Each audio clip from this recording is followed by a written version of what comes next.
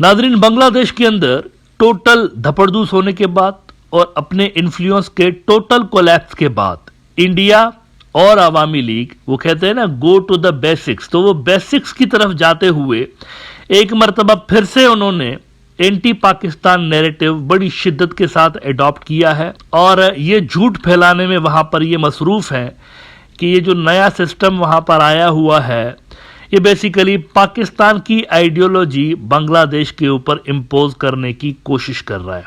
Point to be noted is that पहले China और America और अब पाकिस्तान का भी नाम यहां पर ये ले रहे हैं कि ये भी अपना इन्फ्लुएंस वहां पर रिवाइव कर रहे हैं और इनकी आइडियोलॉजी हमारे ऊपर इम्पोज की जा रही है बांग्लादेश के ऊपर। अब इसी सिलसिले में जो नया बहाना उनको मिला है वो बहाना ये मिला है कि मौजूदा जो सरकार है मोहम्मद यूनुस की, इन्होंने क्या किया है कि अवामी लीग से जुड़े हुए जितने भी हॉलीडेज थे, नेशनल हॉलीडेज, वो उन्होंने कर दिए हैं ख़त्म कर दिए हैं कि यहाँ पर ये हॉलीडे नहीं होगा जो कि अवामी लीग से जुड़ा हुआ है। अब इस पे अवामी लीग ने और इंडिया ने भी, इंडिया ऑफिशियली नहीं कह रहा लेकिन अपने मीडिया के ज़रिए ज़रूर पैगामात भिजवा रहा है नई सरकार को, इन्होंने कहा है कि भाई ये जो हॉलीडेज आपने ख़त्म किए हैं ये तो लिबरेशन वॉर के हॉलीडेज थे, ये तो 1971 वाली वॉर की याद में हमने उनके इवेंट्स की मुनासिबत से हॉलीडेज हमने रखे हुए थे, तो ये आपने क्यों ख़त्म किए हैं। इसका तो साफ मतलब ये है कि आप पाकिस्तान की आइडियोलॉजी इम्पोज कर रहे हैं। यानी अगर आप हमारे खिलाफ यानी अवामी लीग के खिलाफ या इंडियन इन्फ्लुएंस के खिलाफ जा रहे हैं तो इसका मतलब वो ये समझा रहे हैं लोगों को कि देखो ये असल में ना इंडिया के खिलाफ, इंडियन इन्फ्लुएंस के खिलाफ या अवामी लीग के खिलाफ जाने का मतलब जो है वो ये है कि आप पाकिस्तान की फेवर में जा रहे हैं, पाकिस्तान की तरफ जा रहे हैं।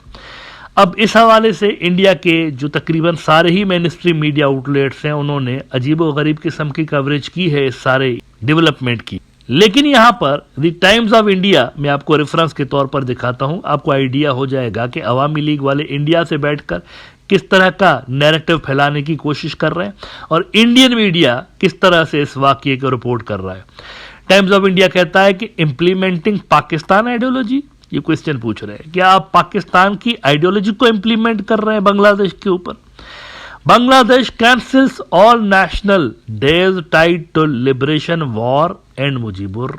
अच्छा, इसमें वो कहते हैं कि the decision was taken by the council of advisers in a recent meeting but there was no briefing on this. However it was stated on Wednesday on Yunus's verified Facebook page that the cabinet would soon issue a gazette notification in this regard.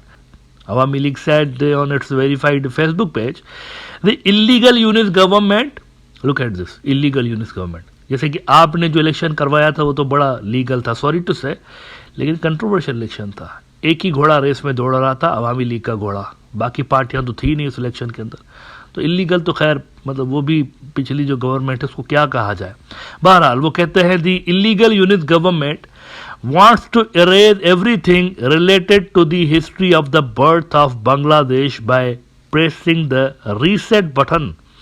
Awami League described the decision as audacity, suggesting it was part of a broader effort to promote Pakistani ideology in Bangladesh. It accused the interim government of systematically dismantling historical symbols, citing the removal of murals and sculptures of Bangabandhu on August 5.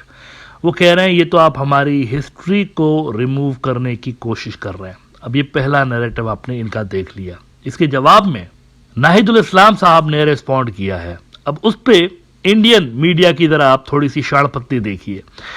Times of India कहता है कि people from all walks of life expressed डिस्प्लेयर over the remarks of adviser post telecom and IT Nahid Islam, who said the interim government does not recognize Sheikh Mujib as father of the nation. यानी नाहिदुल इस्लाम ने respond किया है कि हमने क्यों ये सारे की सारी हॉलीडेज हटाने का फैसला किया। लेकिन इससे पहले जरा देखिए, people from all works of life express डिस्प्लेयर, किसको बोला लोगों ने, किसको बोला? People from all works of life आप कह रहे हैं, अगर उन्होंने फोन करके आपको बोला, टाइम्स ऑफ इंडिया के ऑफिस में खत लिखे हैं उन्होंने, तो कैसे आप कह रहे हैं? ये जो इतने लाखों करोड़ों की तादाद में वहां पब्लिक सड़कों पे निकली है, अभी भी समझ में नहीं आ रहा आपको कि लोग किसकी साइड पे खड़े हुए हैं? سوچنے کی بات ہے انڈین میڈیا کے لیے. بھائی شیخ حسینہ کے لیے تو لوگ نہیں نکلے باہر. اگر اتنے ہی لوگ ان کو پسند کر رہے ہوتے ان کے آئیڈیولوجی کو تو باہر نکلتے نا, نہیں نکلے, لوگ نہیں نکلے وہاں پر. ہمیں سڑکوں پہ صرف ایک ہی مائنڈ سیٹ کے لوگ نظر آئے اور بہت بڑی تعداد میں نظر آئے, اور وہ یہی مائنڈ سیٹ ہے جو کہ عوامی لیگ کو اور انڈیا کو پسند نہیں کرتا, وہی مائنڈ سیٹ ہے. تو یہ والی جو لائن انہوں نے لکھی ہے وہ غیر ضروری ہے میرے خیال سے. لیکن ناہید الاسلام صاحب نے جو کہا ہے بڑی امپورٹنٹ بات کی ہے کہ ہماری جو گورنمنٹ ہے وہ شیخ مجیب کو فادر آف دا نیشن نہیں مانتی. Our history didn't begin in 1952. We have anti-British struggle in 1947, then in 1971, 1990, and now in 2024 we have many founding fathers, and our freedom came through their collective struggles. اچھا اب ذرا یہ تصویر دیکھیے. یہ خاص طور پر میرے عوامی لیگ کی جو دوست ہیں نا ان کو دیکھنا چاہیے کہ انہوں نے کتنی بڑی زیادتی اور کتنا بڑا ظلم کیا بنگلہ دیش کے اصل ہیروز کے ساتھ. آپ یہ ذرا دنیا کا نقشہ دیکھیے, اس کے اندر آپ کو جو ریڈ کلر نظر آ رہا ہے یہ برٹش راج ہے. برٹش راج گزشتہ صدی کی سب سے خونخوار اور سب سے بڑی پاور برٹش راج. آپ دیکھ سکتے ہیں ان کے لیے کہا جاتا تھا اسی وجہ سے کہ ان کے اقتدار کا سورج غروب نہیں ہوتا, کیونکہ اگر آپ دیکھیں تو ان کا تقریباً ساری دنیا کے اندر آپ کو ان کی پریزنس نظر آتی ہے, اور بہت بڑی تعداد میں, یعنی مڈل ایسٹ کے اندر بھی یہ, افریقہ میں بھی یہ, امریکہ میں بھی یہ, یورپ میں بھی یہ, ایشیا میں بھی یہ, چائنا میں بھی یہ, اتنی بڑی فورس. اب ان کے خلاف ایک اسٹرگل شروع ہوتی ہے ہمارے ریجن کے اندر گزشتہ صدی میں, اور اس اسٹرگل کے اندر آزادی کی موومنٹ, ان سے آزادی لینے کے لیے اتنی بڑی طاقت, آپ امیجن کریے کہ کیا فورس ہوگی یہ, کیا ان کی پاور ہوگی جو کہ اتنے بڑے علاقے پہ رول کر رہے تھے, کیا پاور ہوگی ان کی. اب ان کے خلاف ایک اسٹرگل شروع ہوتی ہے. اس اسٹرگل کے اندر بنگلہ دیش, آج کا جو بنگلہ دیش ہے, اس سے تعلق رکھنے والے بے شمار ہیروز تھے. لیڈ تو بنگلہ دیش کر رہا تھا, مسلم لیگ بنی ہی بنگلہ دیش کے اندر تھی, ڈھاکہ میں بنی تھی.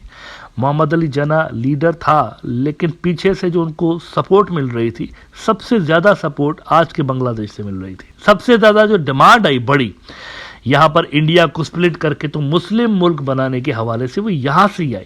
تو آپ نے ان کو ایسے فراموش کر دیا جیسے کہ یہ تھے ہی نہیں وار ہیروز, جتنے اتنی بڑے سامراج کے ساتھ, عالمی سامراج کے ساتھ جنہوں نے جنگ لڑی اور ہرایا, ان کو ڈیفیٹ کیا, ان کا نام ہی مٹا دیا ہسٹری سے.